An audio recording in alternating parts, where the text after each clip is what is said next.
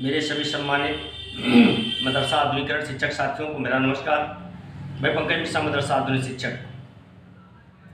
दोस्तों, जैसा कि आप जानते हैं कि मदरसा आधुनिकीकरण शिक्षकों को इस स्थिति पर पहुंचाने वाले विभाग के अधिकारियों के ऊपर गाज गिरनी शुरू हो गई है। दोस्तों, आपको मैं आज कुछ ऐसे तथ्य बताऊंगा जिससे आपके रोंगटे खड़े हो जाएंगे कि मदरसा बोर्ड में कितना बड़ा घोटाला किया गया और मदरसा आधुनिकीकरण शिक्षकों की ज़िंदगी को तबाह करने का कितना बड़ा षड्यंत्र रचा गया था। उन सारे षड्यंत्रों को मैं आज खुलासा करूंगा। दूसरी चीज़, हमारी स्कीम और बकाये को लेकर के क्या अपडेट है उसके बारे में भी मैं आपसे चर्चा करूंगा। आप बने रहें वीडियो के लास्ट तक। उससे पहले हम कुछ तथाकथित बुद्धिजीवियों का मैं जवाब देना चाहता हूं, जिन्होंने मेरे वीडियो का मजाक उड़ाया, वीडियो को शेयर तो नहीं किया, किसी के पास पहुंचा तो नहीं सके, लेकिन एक चीज़ उन्होंने किया कि कोई शिक्षक साथी अगर आगे आकर के बात करना चाहे मदरसा आधुनिकीकरण शिक्षकों की तो उनकी टांग खींचने में कसर नहीं लगाएंगे। और क्यों नहीं लगाएंगे इसका अंदाज़ा आप पेपर में छपे मदरसा बोर्ड के मामलों को देख करके लगा सकते हैं। ये वही लोग हैं जो 10-10 हज़ार पर मदरसे को मान्यता दिलाए थे, 2-2 लाख 3-3 लाख रुपया शिक्षकों की भर्ती करने के लिए थे। उनका ना तो भर्ती करा पाए, ना कुछ करा पाए, ना उनको सैलरी दिला पाए, लेकिन उनका पैसा जरूर खा लिया। अब अगर आधुनिकीकरण शिक्षकों की कोई बात करता है तो उनको बुरा लगता है। बुरा इसलिए लगता है कि सही बात आप क्यों बोल देते हो, और जो कोर्ट चिल्ला रहे हैं उनकी मजबूरी है कोर्ट जाने की।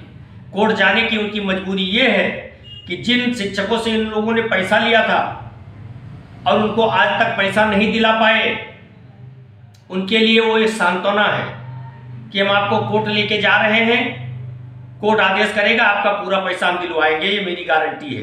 ये कह करके किसी तरह अपना बचाव करते हैं। लास्ट में बोल देंगे कि कोर्ट ने नहीं दिया, कोर्ट ने आदेश नहीं किया, सरकार ने नहीं दिया, तो उसमें हम क्या कर सकते हैं, जो जितना मैं करने लायक था उतना मैंने किया, ये कह करके पल्ला झाड़ लेंगे।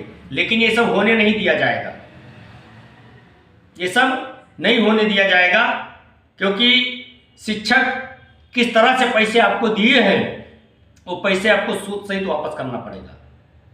मेरे दोस्त, आप जाने अनजाने में उनके झांसे में आकर के और इस लड़ाई को उनके बातों में आकर के कमजोर कर दिया। लेकिन कोई बात नहीं, परेशान ना हो, लड़ाई जारी है। अब ये लड़ाई निष्कर्ष मोड़ पर पहुंचकर ही बंद होगा। जिन जिन लोगों ने मदरसा आधुनिकीकरण शिक्षकों की जिंदगी को तबाह करने में सहयोग किया था, ऊपर वाले की ऐसी आह लगी है कि सब धराशायी होते जा रहे हैं। मेरे भाई, आरपी सिंह जी की तो बुरा दौर चालू हो गया। उसी दिन से उनका बुरा दौर चालू हो गया था जिस दिन से इन्होंने कहा था कि मदरसा आधुनिकीकरण शिक्षकों को हम होने नहीं देंगे किसी कीमत पर। उसी दिन से ऊपर वाले ने इनकी डायरी को ब्लैक लिस्ट कर दिया था और एक एक पन्ने रोज खुल रहे हैं।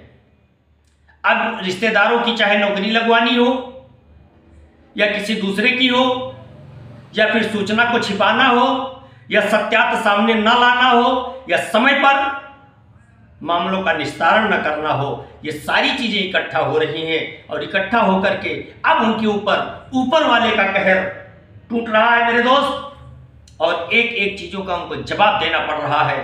और अगर आधुनिकीकरण शिक्षकों की ये स्थिति अगर हुई है तो सबसे अहम रोल आरपी सिंह जी का था। मैंने कई बार कहा इस चीज को, लेकिन मदरसा के दलालों ने, मदरसा माफियाओं ने इस बात का मेरा विरोध किया। आज के 1.5 साल पहले भी मैंने इस चीज को कहा था कि आरपी सिंह साहब नहीं चाहते हैं कि आधुनिकीकरण शिक्षकों का कोई काम हो। क्योंकि 2-3 बार आदेश होने के बाद भी कोई प्रगति नहीं। मेरे दोस्त,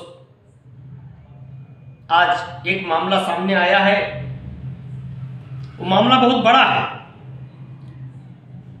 और वो मामला मदरसा बोर्ड से संबंधित है। मदरसा बोर्ड के रजिस्ट्रार आरपी सिंह के साले पढ़ा रहे हैं हदीस व दीनियात। बताइए, पंकज मिश्रा को अगर कोई बोले कि पंकज मिश्रा अरबी और उर्दू पढ़ा रहा है, वो भी बिना मार्कशीट के, बिना पढ़े,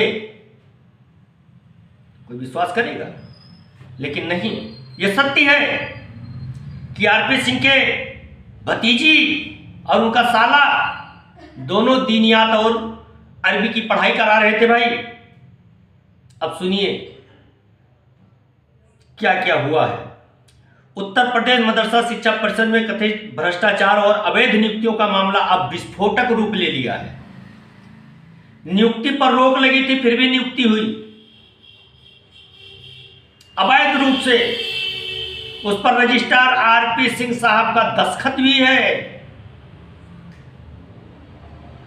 बहुत बड़ी बात है। आरपी सिंह साहब, हम जैसे टीचरों का जो हाल आपने किया है ना, अब आपको सारे बातों का जवाब देना पड़ेगा। आप बच नहीं सकते अपनी जिम्मेदारियों से। देखिए आगे क्या होता है। रजिस्ट्रार आरपी सिंह पर अपने साले और भतीजी सहित कई रिश्तेदारों को राज्य अनुदानित मदरसों में नियुक्ति कराने का आरोप लगने पर राष्ट्रीय मानवाधिकार आयोग ने संज्ञान लेते हुए अल्पसंख्यक कल्याण विभाग को नोटिस जारी किया है। आयोग ने निदेशक से 2 सप्ताह के भीतर विस्तृत रिपोर्ट मांगी है। शिकायत के अनुसार साला मानवेंद्र बहादुर सिंह को मदरसा जामिया अरबिया इमदादुल उलूम बाराबंकी में सहायक अध्यापक बनाकर हदीस पढ़ाने की जिम्मेदारी दी गई। आज के 6-7 महीने पहले जब इनका रजिस्टर वायरल हुआ था तो लोगों ने कहा था कि ये स्क्रिप्टेड है, ये मनगढ़ंत बातें हैं, ये फर्जी है। कौन कह रहा था? मदरसा माफिया, मदरसों के दलाल, हरामखोर खाने की जिसकी आदत पड़ी थी, हरामखोरी करने वालों की, ये सारे लोग कह रहे थे कि एक ईमानदार अधिकारी को बदनाम करने का प्रयास किया जा रहा है और ये सारी चीजें अफवाह है। लेकिन आगे देखिए, अल्पसंख्यक कल्याण विभाग को नोटिस जारी किया है। शिकायत के अनुसार साला मानवेंद्र बहादुर सिंह को मदरसा जामिया अरबिया इमदादुल उलूम बाराबंकी में सहायक अध्यापक बनाकर हदीस पढ़ाने की जिम्मेदारी दी गई। भतीजी काजल सिंह को मदरसा चश्मे हयात रेहटी जौनपुर में दीनियात की अध्यापिका के रूप में नियुक्ति कर दिया गया। दोनों नियुक्तियों के अनुमोदन आदेशों पर तत्कालीन रजिस्ट्रार आरपी सिंह के खुद के हस्ताक्षर होने की बात सामने आई है। इसके अतिरिक्त प्रयागराज स्थित मदरसा आलिया मिसबाहुल उलूम में यशवंत सिंह की नियुक्ति को भी इसी कथित पक्षपात श्रृंखला का हिस्सा बताया गया है। शासनादेश और मुख्यमंत्री के आदेश के विरुद्ध भी कई नियुक्तियां इस मामले को और गंभीर बनाता है। ये तथ्य कि 24 अप्रैल 2025 को उच्च स्तरीय बैठक में मुख्यमंत्री योगी आदित्यनाथ ने राज्य अनुदानित मदरसों की नियुक्तियों पर स्पष्ट रोक लगा दी थी, इसके बावजूद इस पर रोक और शासनादेश को धता बताते हुए करीब 2 दर्जन नियुक्तियां कर डाली। 5 नवंबर 2024 को सुप्रीम कोर्ट ने आदेश देकर मदरसों की कामिल फाजिल की डिग्रियों को असंवैधानिक घोषित कर दिया था। फिर भी नियुक्तियों की प्रक्रिया जारी रखी गई। एनएचआरसी ने नोटिस में इन तथ्यों का उल्लेख करते हुए कहा कि वित्तीय स्वीकृतियों और अनुमोदित प्रक्रिया में गंभीर अनियमितताएं हुई हैं। 1 से 24 अप्रैल 2025 के बीच 20 नियुक्तियों को फटाफट मंजूरी, फिर उनमें से 6 की स्वीकृति वापस लेनी जैसी कार्रवाई को आयोग ने स्पष्ट अपारदर्शी और पद के दुरुपयोग का संकेत माना है। मेरे दोस्त, क्या ठाकुर साहब की जगह पर किसी और की नियुक्ति नहीं हो सकती थी? ठाकुर साहब की नियुक्ति इसलिए हुई क्योंकि उनका रिश्तेदार था। आरपी सिंह साहब रजिस्ट्रार थे। मुख्यमंत्री जी के आदेश के बाद, कोर्ट के रोक लगाने के बाद भी मदरसों में नियुक्तियां होती रही धड़ल्ले से। और जब ये मामला ऊपर उठा, मेरे दोस्त, आपको एक वाकया याद होगा, जब मदरसा बोर्ड के अस्तित्व को लेकर के माननीय सुप्रीम कोर्ट में जब वाद विवाद चल रहा था, तो उस समय बाल संरक्षण आयोग के अध्यक्ष प्रियंक कानूनगो साहब ने एक हलफनामा दायर किया था उसमें कि मदरसों में बच्चों के अधिकारों का हनन किया जाता है और आधुनिक शिक्षा नहीं दी जा रही है, उसमें कई अनियमितताएं पाई गई हैं। उस समय इन हाफिज कारी मौलाना जो उसमें पढ़ा रहे थे और आरपी सिंह साहब आइडिया बता रहे थे और इन लोगों के द्वारा उस रिपोर्ट को एक धार्मिक रंग देकर के यह बताया गया था कि प्रियांश कानूनगो साहब ने मुसलमानों के भावनाओं को ठेस पहुंचाने का प्रयास किया है और उनको टारगेट किया है। लेकिन आज वही रिपोर्ट सच साबित हो रही है मेरे दोस्त, क्योंकि आरपी सिंह साहब अपने साले, अपने भतीजी, अपने रिश्तेदार को मदरसों में नियुक्तियां कराते हैं, वो भी उस पोस्ट पर जिस पर उनकी नियुक्ति कभी हो ही नहीं सकती है। दीनियात और हदीस पढ़ाने के लिए इनकी नियुक्ति कराते हैं मेरे भाई। अगर पंकज मिश्रा को कोई कुरान शरीफ दे दिया जाए कि आप इसको पढ़ करके सुनाइए, तो जब पंकज मिश्रा पढ़ नहीं सकता है तो उसकी नियुक्ति उस चीज के लिए कैसे हो सकती है, यह सबसे बड़ा सवाल है। यह प्रबंधक से लेकर के और मुख्य सचिव, रजिस्ट्रार तक सारे लोगों ने भ्रष्टाचार किया, जिसके वजह से आज आधुनिकीकरण शिक्षकों को इसका खामियाजा भुगतना पड़ा। किया किसी दूसरे ने, लेकिन आज परिणाम कौन भोग रहा है?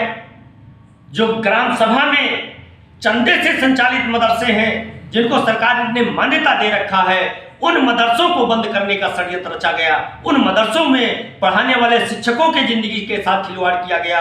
उन मदरसों में पढ़ने वाले बच्चों के जिंदगी को तबाह करने का प्रयास किया गया। लेकिन जिन मदरसों में, एडेड मदरसों में राष्ट्रीय गान गाने के लिए कहते हैं हमारा धर्म खतरे में आ जाएगा, राष्ट्रीय गान नहीं होने दे रहे हैं, बच्चों को हिंदी, गणित, विज्ञान, सामाजिक विज्ञान नहीं पढ़ाने दे रहे हैं, फिर भी उनको सरकार 1 लाख रुपया, 1.25 लाख रुपया, 90,000, 95,000 रुपये उनको तनख्वाह दे करके और उनको पाला पोसा। आज सारी चीजें खुल रही हैं। एक दिन ऐसा आएगा कि सरकार को मजबूरी में इन सारे एडेड मदरसों को बंद करना पड़ेगा मेरे दोस्त, और इसमें जितने लोग शामिल हैं इन सबको जेल जाना पड़ेगा। और वही आधुनिकीकरण शिक्षक जिसको कोर्ट ने भी माना है कि जो ग्राम सभा में पढ़ाने वाले मदरसा आधुनिकीकरण शिक्षक स्कीम के तहत पढ़ा रहे थे, चाहे एडेड मदरसे में हो, चाहे सरकारी मान्यता प्राप्त मदरसे में हो, वही असली शिक्षक हैं। और उसमें हिंदू, मुस्लिम, सिख, ईसाई सभी लोग टीचर थे और सभी लोग अच्छे से पढ़ा रहे थे। उसमें बच्चों को दीनी तालीम और दुनियावी तालीम दोनों साथ साथ प्रदान की जा रही थी। लेकिन कुछ अधिकारियों के षड्यंत्रों की वजह से, एडेड मदरसों में पढ़ाने वाले मुल्ला मौलवी मौलानाओं की वजह से आज ये मदरसा अपने अस्तित्व की लड़ाई लड़ने को मजबूर है। और ये लोग सरकारी पैसों का दोहन करके उसमें अनलीगल काम करवाने में व्यस्त थे मेरे दोस्त। ये अधिकारियों की मिली भगत की वजह से हो रहा था, लेकिन सारे कागजात अब इकट्ठा हो रहे हैं, इन लोगों की सामत आई है। मैं लास्ट में अपने उन मदरसा आधुनिकीकरण शिक्षक साथियों से कहना चाहूंगा कि आप लोग किंचित मात्र के लिए घबराए ना, इन सभी लोगों का चिट्ठा खुलेगा और हम फिर एक बार कामयाब होंगे और अपने मदरसे में जाकर के हम अपने पोस्ट पर पढ़ाएंगे, उन बच्चों को पढ़ाएंगे जो गरीब माँ बाप के बच्चे हैं, जो प्राइवेट स्कूलों में, बड़े बड़े स्कूलों में एडमिशन नहीं करवा सकते हैं, उन बच्चों को हमने पढ़ाने का काम किया है और फिर हम अपने उसी पोस्ट पर जाकर के पढ़ाएंगे। लेकिन आप लोगों से एक विनती करेंगे कि जो वीडियो आपके हित के लिए बनाया जाए उसको आगे बढ़ाते रहें, कि हमारी बात वहां तक पहुंचे जहां तक हम लोग पहुंचाना चाहते हैं। मेरे दोस्त, वीडियो काफी लंबा हो रहा है, इसलिए आज के लिए बस इतना ही। नमस्कार, जय हिंद, जय भारत, भारत माता की जय।